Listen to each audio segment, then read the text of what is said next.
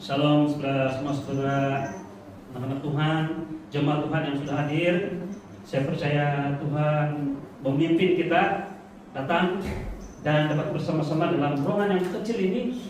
Dan juga ini tidak ramai kita, tapi saya percaya firman Tuhan itu tidak kecil, besar untuk kita, spesial untuk akan dengan saya.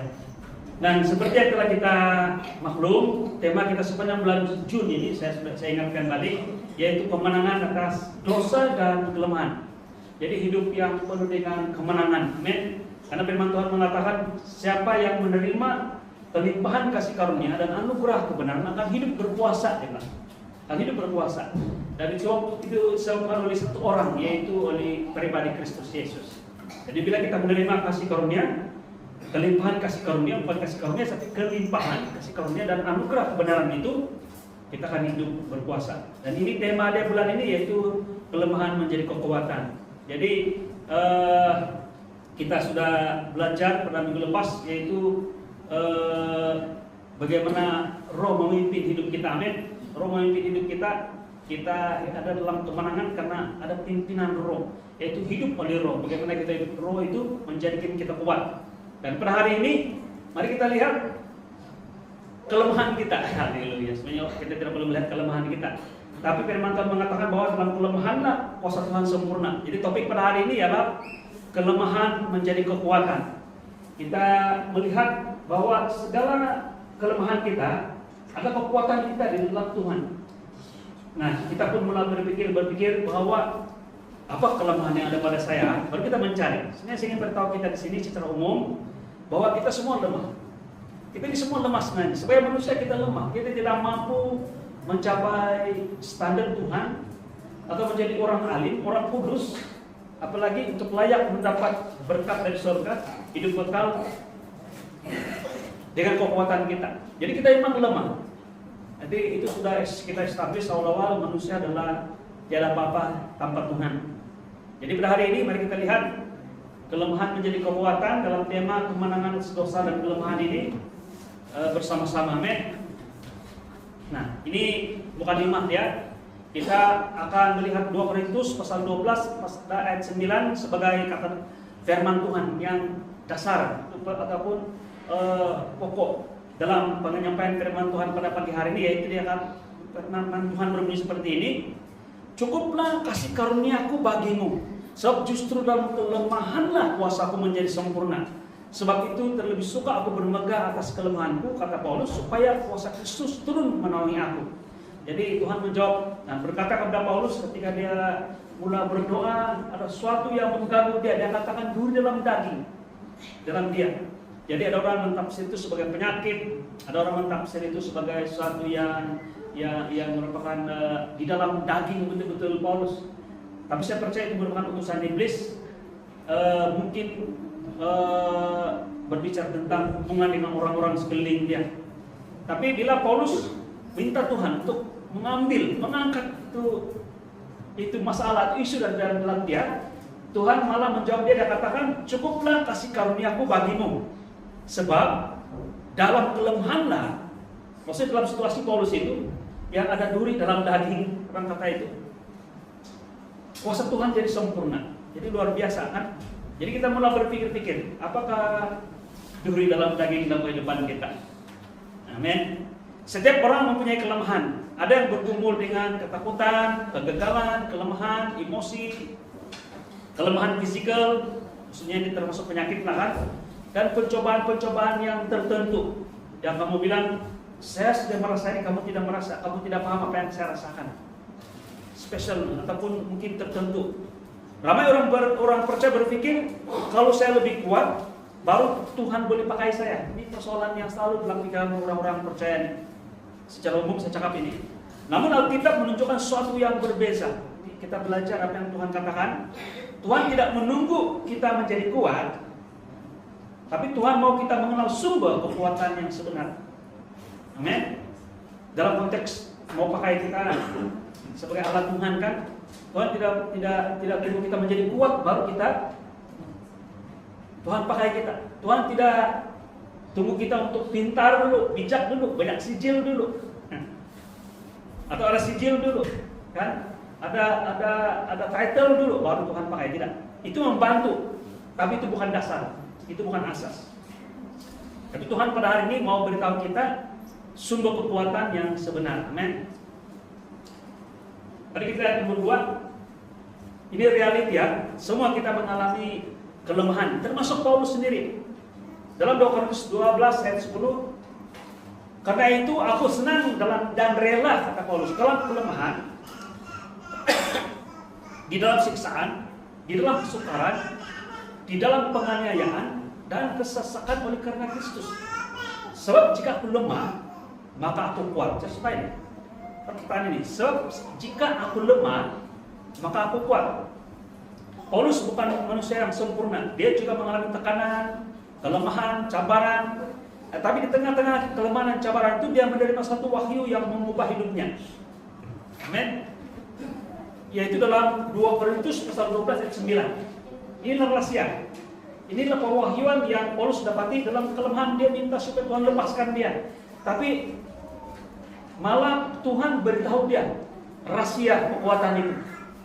Yaitu jawaban Tuhan bukan menambah kekuatan manusia atau menambah kekuatan Paulus, tetapi justru dia katakan dalam 2 Korintus pasal 12 ayat 9, cukuplah kasih karuniaku bagimu, sebab justru dalam kelemahanlah kuasaku menjadi sempurna. Jadi sangat jelas ini bahwa kelemahan kita adalah kesempatan untuk Tuhan bekerja dengan luar biasa. Dan kalau kita belajar ataupun kita hayati penyampaian firman Tuhan, inti firman Tuhan, Injil khususnya ialah di mana banyak dosa, di banyak pelanggaran itu banyak berlimpah-limpah kasih karunia, pengampunan. Dan saya katakan seperti ini, makin jahat orang itu, makin besar Tuhan sediakan pengampunan untuk orang itu. Demikian juga dalam kelemahan kita, semakin kita lemah, semakin kita terbatas, semakin besar pertolongan Tuhan untuk Anda dan saya. Amin. Perhatikan, Tuhan tidak berkata, Paulus coba lebih keras. Dia tidak katakan juga, Paulus jadi lebih kuat. Kan? Paulus tingkatkan disiplin. Dia tidak cakap begitu. Tapi dia bilang, apa yang Tuhan katakan, kasih karunia-Ku cukup. Jadi pada hari ini saya mau membawa jemaat untuk melihat ini, kebenaran ini. Bahwa apa yang Tuhan telah unleash, Tuhan telah berikan pada kita melalui karya Kristus yang di kayu salib yang sempurna itu cukup bagi Anda dan saya. Amin. Sebalik Tuhan berkata, kasih karunia bercukup. Jawaban Tuhan kepada kelemahan manusia ialah kasih karunia. Amin. Jadi kita bertanya, apa itu kasih karunia?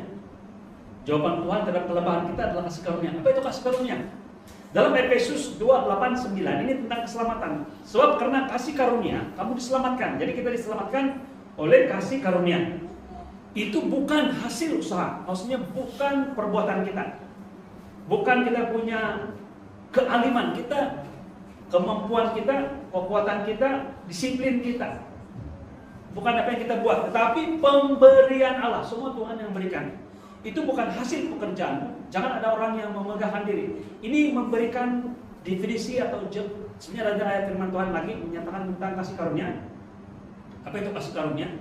Tapi dalam ayat ini, dalam Efesus 2:8-9 ini sangat jelas. Yaitu berbicara tentang apa yang Tuhan beri pada kita. Bukan apa yang kita buat. Jadi kasih karunia ialah apa yang kita terima, yang kita tidak buat, kita tidak hasilkan, tapi kita terima. Kita terima apa yang Tuhan berikan kepada kita. Jadi kasih karunia bukan sekadar pengampunan. Kasih karunia ialah pertolongan Tuhan yang tidak layak kita terima. Bila bersama dengan saya, jikalau pengampunan itu tidak layak kita terima, demikian juga pertolongan Tuhan dalam kelemahan kita tidak layak kita terima. Tidak layak kita terima sebenarnya. Coba kita bagi satu contoh. Apakah hal yang Tuhan beri pada kita yang kita layak terima? Sebenarnya kita tidak mampu menghasilkan, sebagai satu contoh, menghasilkan sejumlah hasil pertanian dengan kekuatan kita, dengan keluasan tanah yang kita ada. Kan? Memang tidak layak kita dapat sejumlah keluaran atau hasil pertanian. Tapi di ujung selepas kita menghasilkan, kita bekerja seperti biasa, kita tahu Tuhan memberkati kita, di tanah yang terhad, tapi menghasilkan lebih banyak daripada ramai pekerja dengan lebih luas tanah yang menghasilkan. Tidak layak kita terima. Sebenarnya tidak logik, bukan tidak layak, tidak logik kita terima. Tidak rasional. Tapi kita menerimanya. Itu adalah kasih karunia. Boleh bersama dengan saya. Kuasa Tuhan yang bekerja bagi pihak kita. Saya suka ini. Kuasa Tuhan yang bekerja bagi pihak kita. Kan? Kalau kita duduk dia rest di depan Tuhan, Tuhan bekerja. Jadi kalau kita sibuk-sibuk, Tuhan yang rest. Kita diam-diam, Tuhan diam saja, kita bekerja, dan kita hasilkan setakat apa yang kita dapat hasilkan lah. Kalau kita boleh angkat 10 kilo aja kita boleh hasilkan. Tapi kalau kita rest di depan Tuhan dan tahu bahwa semuanya kemurahan dari Tuhan, kita pergi menuai hasil yang Tuhan sudah beri kepada kita. Kekuatan kita 10 kilo, kita boleh angkat, kita boleh hasilkan lebih dari 10 kilo. Luar biasa. Kehidupan Kristus yang mengalir melalui kita. Kasih karunia bukan hanya mengampuni, kasih karunia juga memperkasakan. Sukanya menguatkan kita. Menentukan kita dia, mana itu ayat dari kita. Dalam Roma 5:17, mereka yang menerima kelimpahan kasih karunia dan anugerah kebenaran akan hidup berkuasa, akan diperkasakan. Kita katakan kuasa apa? Kuasa atas dosa, kuasa atas kelemahan kita, kuasa atas pencobaan. Amin. Haleluya. Mari kita lihat yang kelima, kelemahan. Nah, ini sangat baik, sangat penting ini. Kelemahan tidak menentukan identiti kita. Beginilah saya ini. Nah, apa kabar kau? Beginilah saya ini. Dia menunjukkan beginilah saya ini setakat-setakat apa yang saya mampu. Dalam kelemahan, apalagi kalau saya sedang sakit, saya tidak mampu buat kerja, saya sudah berumur, saya sudah lemah, dan sebagainya. Kalau orang lain ada ramai anak boleh turun, saya satu orang anak pun tiada, akan tolong gitu kan? Itu tidak, kelemahan kita tidak menentukan siapa kita, identiti kita, jati diri kita. Ramai orang menentukan identiti mereka berdasarkan kelemahan mereka ataupun keterbatasan mereka. Mereka berkata, saya lemah, saya gagal, saya tidak cukup baik, saya tidak cukup pelajaran. Nah, banyak juga begitu kan? Saya pindik-pindik, tidak lagi tanggap, kalau pindik tanggap, bagus sedikit lagi. Kita selalu melihat kelemahan kita. Tapi Roh Kudus berkata dalam 2 Korintus pasal 5 ayat 1, supaya dalam Dia kita dibenarkan Allah dengan. Maksudnya identiti kita bukan karena kita. Identiti kita adalah apa yang Yesus buat. Semua masalah dan isu dalam kelemahan kita adalah sebenarnya didasarkan ataupun diasaskan oleh dosa. Tetapi kita memperoleh kebenaran daripada, saya katakan sini, bersama dengan saya, dengan menjadi Yesus dosa. Yesus yang tidak pernah mengenal dosa, dijadikan dosa, supaya kita yang berdosa ini jadikan benar. Duduk bersama dengan saya. Identiti kita sekarang ini bukan tentang kita, tapi tentang siapa yang telah Yesus berikan, apa yang Yesus telah sediakan dan berikan kepada Anda dan saya sebagai identiti baru kita. Jadi sekarang kita adalah orang yang dibenarkan oleh Allah. Dan saya ingin beritahu saudara-saudara jemaat Tuhan, saya selalu ingatkan ini bahwa bila kita dibenarkan dengan Allah oleh karena darah Yesus, pertukaran yang divine ini, Yesus ambil dosa kita, Yesus berikan kebenaran kepada kita, Yesus mati di kayu salib karena dosa kita, kita malah menerima kemuliaan, menerima segala berkat, menerima segala kemurahan yang Yesus ada oleh karena kebenarannya. Itu milik kita. Identiti kita ialah apa yang Yesus telah sediakan bagi kita. Amin. Ini luar biasa.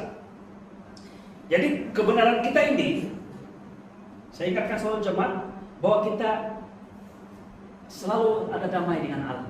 Kita telah didamaikan dengan Allah. Maksudnya tidak ada masalah, tidak ada isu, tidak ada halangan untuk Bapa di surga untuk memberikan pada kita apa yang kita perlukan. Walaupun kita lemah.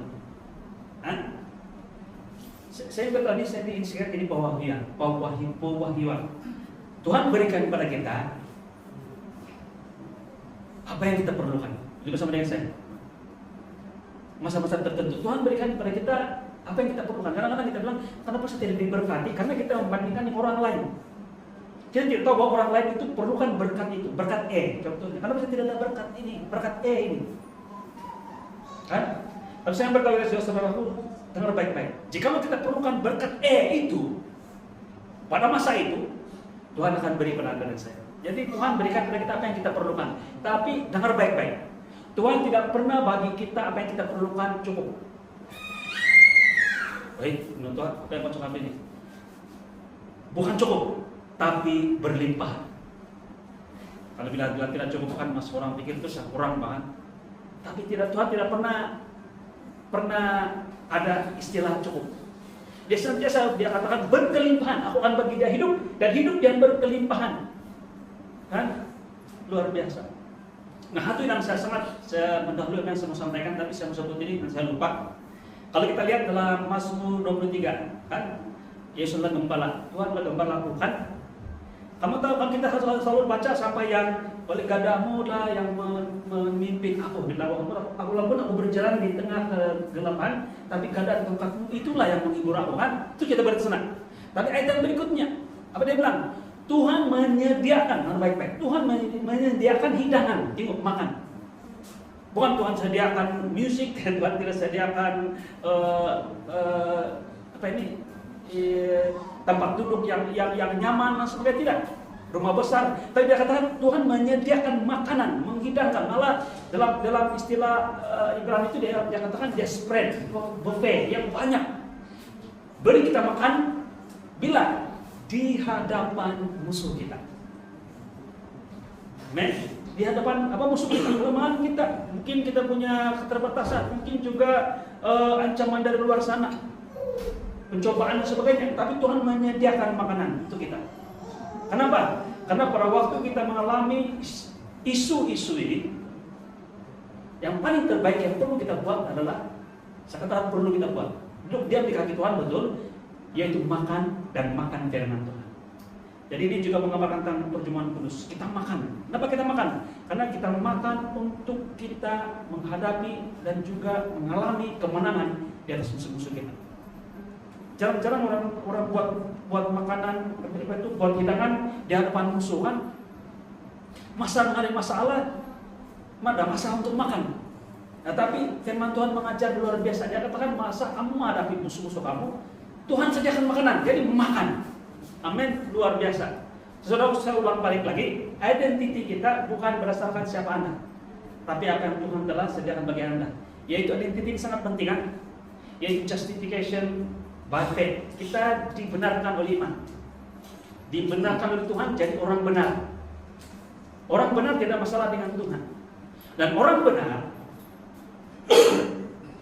kita bilang ada korongan, walaupun dengan segala kelemahan kita, tapi kamu orang benar, keterbatasan kita, kelemahan kita, kamu adalah orang benar, dan Tuhan menyediakan segala keperluan untuk Anda mengatasi lebih daripada apa yang kamu perlukan atas kelemahan dan cabaran yang kamu alami. Amin. Mari kita lihat nomor 6. Kita sudah belajar di minggu lepas, malah bulan lepas, hidup oleh roh di tengah kelemahan. Dalam 1 Yohanes 4:17, firman Tuhan mengatakan karena sama seperti dia, demikian juga kita dalam dunia ini. Dalam 1 Yohanes 4:17. As he is, dia bilang dalam bahasa Inggris. As he is itu sekarang is, bukan was. Kalau as he was pun bagus sudah. Pada waktu dia masih hidup lagi bersama-sama dengan muridnya di Israel, di tanah Galilea, di Kapernaum, di Bethlehem sebenarnya cukup bagus, sudah banyak mujizat Tuhan lakukan. Tapi firman Tuhan mengatakan dalam 1 Yohanes 4:17 dia katakan sekarang ini as he is, so are we in this world. Sama juga seperti Anda, demikian juga Anda dan saya di dalam dunia ini. Jadi apa yang sama dengan kita? Identiti kita sama dengan siapa? Dengan Yesus sekarang ini. Dan di manakah Yesus sekarang ini? Di sebelah kanan Allah Bapa yang penuh kemuliaan, penuh kuasa. Amin. Ini bersama dengan saya. Penuh kemurahan Tuhan, penuh mukjizat. Apalagi berlimpah-limpah dengan keperluan, kecukupan dan sebagainya, berkat. Amin. Inilah rahasia hidup oleh roh. Nah, ini semua ajak jemaat. Mungkin sampai sekarang ini kamu tidak dapat tangkap apa yang penutua katakan di hadapan untuk hidup oleh roh, atau firman Tuhan katakan apa itu hidup oleh roh. Hidup oleh roh ialah bagaimana kita hidup oleh roh ialah bukan memandang pada kelemahan sendiri, tetapi mempercayai siapa kita dalam Kristus. Walaupun emosi berubah, keadaan berubah, cabaran datang, Roh Kudus sentiasa mengingatkan siapa kita, yaitu kamu adalah anak Tuhan yang dikasihi. Kamu adalah kebenaran Allah dalam Kristus. Dua ayat ini. Kamu adalah anak Tuhan yang dikasihi. You are loved, dan kamu adalah righteous. Kamu adalah kebenaran Allah dalam Kristus. Roh Kudus beritahu kita, sentiasa ingatkan kita, walaupun kita dalam keadaan yang lemah, mungkin kita dalam keadaan yang jatuh. Nah, sudah hilang cool kita, sudah marah-marah. Saya mau haleluya susah. Tetapi Roh Kudus beritahu kita siapa kita, yaitu kamu adalah anak Tuhan yang dikasihi. Yang kedua, kamu adalah kebenaran Allah. Kamu masih orang benar. Bukan karena kamu benar, tapi karena kamu menerima kebenaran, anugerah kebenaran tersebut. Apabila kita percaya bahwa inilah diri kita, itulah maksudnya hidup oleh Roh. Kalau hidup oleh daging, ialah kita terima tuduhan-tuduhan iblis tentang kita. Kau bilang kau orang benar, tapi tengok kau punya perbuatan. Kau ini orang yang tidak dipakai. Mana sijil kau, mau pandai-pandai, mau bersaksi dan sebagainya. Jadi kalau kita terima tuduhan ini, ataupun idea ini, kita hidup oleh daging. Tapi kalau kita hidup oleh Roh, ya kita hidup berdasarkan apa yang Roh Kudus ingatkan kita, siapa kita. Saya ulang balik, kamu adalah anak Tuhan yang dikasihi, dan kamu adalah kebenaran Allah dalam Kristus. Kamu adalah orang benar. Orang benar tidak masalah diberkati. Orang benar tidak masalah untuk menghadapi segala cabaran. Orang benar penuh kuasa. Kamu dikatakan dalam nama Yesus, apapun masalah itu, pergi dari saya. Amin. Tapi kita tidak boleh katakan itu kalau kita tidak boleh ungkapkan itu apa yang kita percaya. Karena firman Tuhan mengatakan, I believe, therefore I speak. Saya berdoa saudara jemaat, meskipun saya mau sampaikan tidak dalam nota saya ini, yang firman Tuhan kita pada hari ini, tapi saya beritahu, apabila kita sudah mulai hidup oleh Roh, kita percaya apa yang Roh katakan tentang kita, mari bersama dengan saya. Terutama waktu kita ketika kita menghadapi masalah dan isu dan cabaran, pencobaan, katakan, speak. Kan? Firman Tuhan mengatakan di lidah ini ada kuasa, lidah ini ada kuasa ini. Tutur kata kita.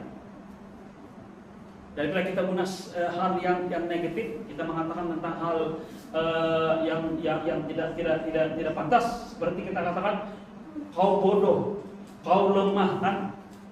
Kadang tercekap itu kan. Kita gunakan lidah kita ini untuk menyatakan apa yang kita percaya. Apa yang kita percaya, apa yang Roh katakan tentang kita, dan itulah hidup oleh Roh. Percaya dan katakan. Amin. Mari kita lihat yang ketujuh. Kuasa Kristus menjadi nyata. Dalam 2 Korintus pasal 12 ayat 9, firman Tuhan mengatakan, kuasaku menjadi sempurna dalam kelemahan. Dengar baik-baik sini. Bukan hanya kuasaku terjadi dalam kelemahan, tapi terjadi dengan sempurna. Kuasa Tuhan terjadi dengan sempurna. Maksudnya selesai, malah berlimpah-limpah. Sempurna dalam kelemahan kita. Jadi saya sudah ajak saudara dari awal tadi saya katakan, orang belum pikir apa yang kelemahan kita. Kita tahu kita semua lemah, manusia lemah. Tapi apakah yang spesifik kita lemah? Apa yang kita tidak di luar kawalan kita, yang tidak mampu kita kontrol dan sebagainya? Ataupun mungkin hal-hal yang merupakan yang melibatkan tabiat, kebiasaan dan sebagainya. Ataupun mungkin ancaman dari luar di tempat kerja kita, ataupun mungkin orang sekeliling kita, mungkin juga alat-alat yang ada pada kita, mungkin di dalam tubuh kita, sakit dan penyakit. Saudaraku, mari kita katakan begini, Tuhan, justru dalam kelemahanku lah kuasa menjadi sempurna. Jadi bila kuasa Tuhan sempurna, Dia akan mengatasi isu yang kamu alami itu dengan perfect. Amen. Percaya. Apabila kita berhenti bergantung kepada diri sendiri, kita mulai bergantung kepada Kristus, dan disitulah kuasanya bekerja. Bukan karena kita kuat, tapi karena Dia kuat. Amin. Tapi saya mau bukan hanya karena kita bilang Tuhan kuat, bukan saya lemah, tapi Tuhan kuat. Itu betul sudah. Tapi saya mau ajak kita untuk melihat dalam 1 Yohanes 4:17 tadi itu. Firman Tuhan mengatakan bahwa seperti Yesus sekarang ini, demikian juga Anda di dunia ini. Kita sama dengan Kristus. Nah sebenarnya begini, dan identity ini bukan kita yang tentukan, bukan kita yang lihat, Tapi kita kena setuju dengan siapa yang lihat tentang kita ini, yaitu Bapa di surga sendiri. Bapa di surga tidak melihat kita si Denny yang biasa ini, yang penuh dengan kelemahan ini.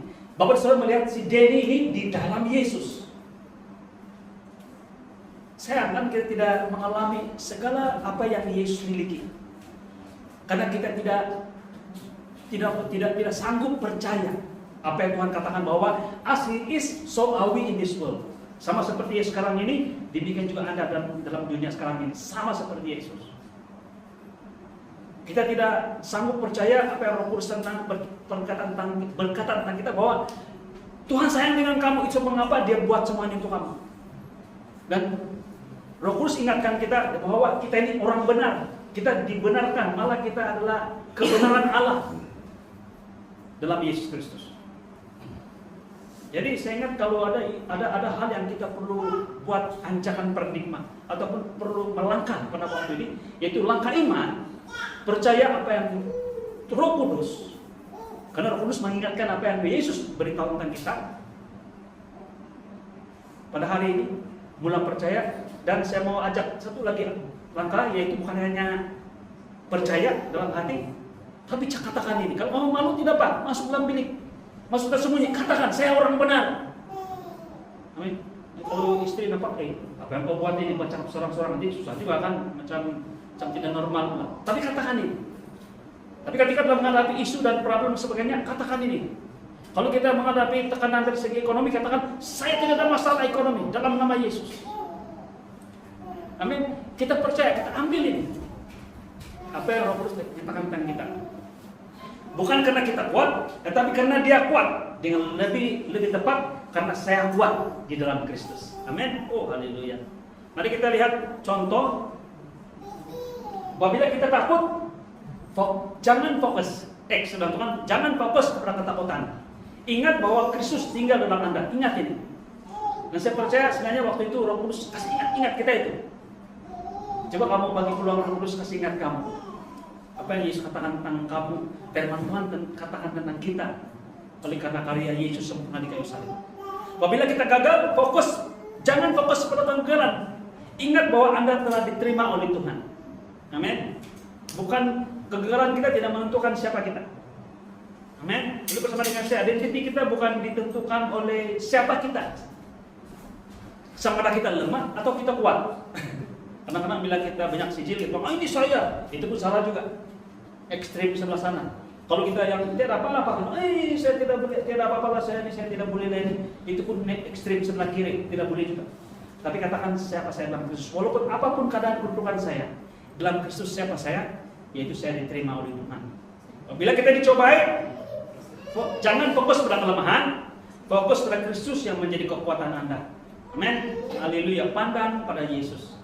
Sebenarnya semua inilah inti yang Roh Kudus selalu ingatkan kita. Dia katakan, ingat bahwa Kristus tinggal dalam kamu. Roh Kudus akan beritahu oleh kamu, dia katakan, ingat bahwa Anda tetap diterima oleh Tuhan walaupun kamu tidak gagal. Kamu diterima bukan karena kamu baik, malah kamu gagal lah, Tuhan Yesus mati untuk kamu. Dia ingat kita. Apabila kita dalam kelemahan, Roh Kudus beritahu kita, fokus pada Kristus.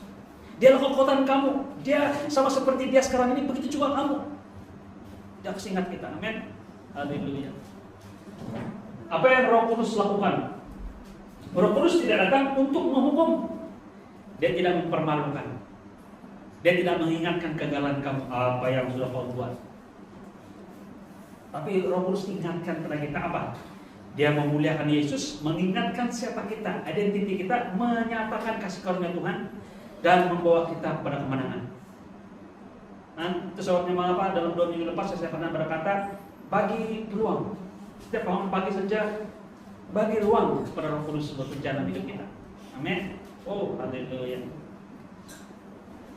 Nah, mari kita buat penegasan iman yang mendeklarasikan ayat-ayat ini. Saya percaya sesuai dengan apa yang Roh Kudus menyatakan kepada kita pada hari ini, yaitu kelemahan kita justru menjadi stepping stone untuk kita, ataupun batu loncatan kita untuk melihat kuasa Tuhan bekerja dengan luar biasa dalam hidup kita. Saya adalah kebenaran Allah dalam Kristus. Saya dikasihi dan diterima oleh Bapa. Kelemahan saya tidak menentukan identitas saya. Kasih karunia Tuhan cukup bagi saya. Kristus hidup dalam saya. Kuasanya menjadi sempurna dalam kelemahan saya. Saya hidup oleh roh dan bukan oleh daging, dalam nama Yesus, amin. Jadi kita akan sama-sama baca ayat firman Tuhan ini. Saya dahului dan diikuti oleh jemaat. Kalau kita buat sebelum ini berganti-gantian, nanti kalau ayat yang pertama saya katakan saya adalah kebenaran Allah dalam Kristus, saya tidak baca yang kedua, macam saya tidak rasa kalau saya baca, saya istirahat yang ayat yang kedua. Jadi kita sama-sama baca semua, boleh kan? Ataupun kita sama-sama serentak saja sekali kan, boleh kan? Jadi 1, 2, 3 saya bilang kita mulai. Oke, mari kita mulakan ini. Saya adalah kebenaran Allah dalam Kristus. 1, 2, mulai. Saya adalah kebenaran Allah di dalam Kristus. Saya dikasihi dan diterima oleh Bapa. Kelemahan saya tidak menentukan identitas saya. Kasih karunia Tuhan cukup bagi saya. Kristus hidup di dalam saya. Kuasanya menjadi sempurna dalam kelemahan saya. Saya hidup oleh roh dan bukan oleh daging. Dalam nama Yesus, amin. Oh, haleluya. Nah, kita sudah sampai pada penutup. Saudara-saudari yang kasih karunia tidak menafikan bahwa kita menjadi kelemahan. Kita mempunyai kelemahan. Kasih karunia tidak menafikan yang kita tidak mempunyai kelemahan. Tapi dia bercakap tentang kelemahan kita. Malah dia katakan dalam kelemahan kita lah Tuhan sempurnakan hidup kita. Tetapi kasih karunia mengajar kita bahwa kelemahan bukan kata akhir. Kristus adalah kata akhir. Dan apabila kita mempercayai siapa kita dalam Dia, kuasanya mulai dinyatakan dalam kehidupan kita. Amin. Haleluya. Nah, mari kita lihat pada minggu depan. Topik yang kita akan lihat adalah hidup sebagai pemenang setiap hari. Kadang-kadang saya sudah cakap awal-awal ini, yaitu kemenangan kita katakan, wah, waktu saya mati percobaan hari itu Tuhan pimpin saya dan saya menang, luar biasa. Tapi kita lupa pada hari-hari yang lain. Minggu depan kita lihat bahwa kehidupan kemenangan kita bukan hanya pada occasion tertentu, percobaan tertentu, isu-isu tertentu, tapi sepanjang hari. Amin. Oh, haleluya. Minggu depan kita akan menutup tema bulan Jun dengan tajuk hidup sebagai pemenang setiap hari. Karena kemenangan bukan sesuatu yang kita tunggu, kemenangan adalah kehidupan yang kita hidupi. Apabila kita percaya pada Kristus dan karyanya selesai dalam hidup kita setiap hari. Ayat firman Tuhan akan kita lihat adalah Roma 8:37. Jadi Tuhan berbunyi, tetapi dalam semuanya itu kita lebih dari orang-orang yang menang. Oh, luar biasa. Dan Dia yang telah mengasihi kita. Jadi khotbah ini akan menjadi jabatan yang sangat kuat antara hidup oleh roh, yaitu minggu 23 nanti kan, yang sebelum ini 23, yaitu hidup sebagai pemenang. Kemudian minggu 24 yang hari ini, yaitu kelemahan menjadi kekuatan. Dan minggu yang hadapan, minggu ke-25, kita lihat hidup sebagai pemenang setiap hari. Dan ini akan membawa kita melihat bahwa ketegasan bahwa kemenangan tidak datang daripada kekuatan manusia, tapi daripada identiti siapa kita, yang selalu Roh Kudus kasih ingat kita dalam Kristus dan kasih karunia yang bekerja melalui kelemahan-kelemahan kita. Amen. Oh, haleluya. Mari kita kepala semua, kita berdoa.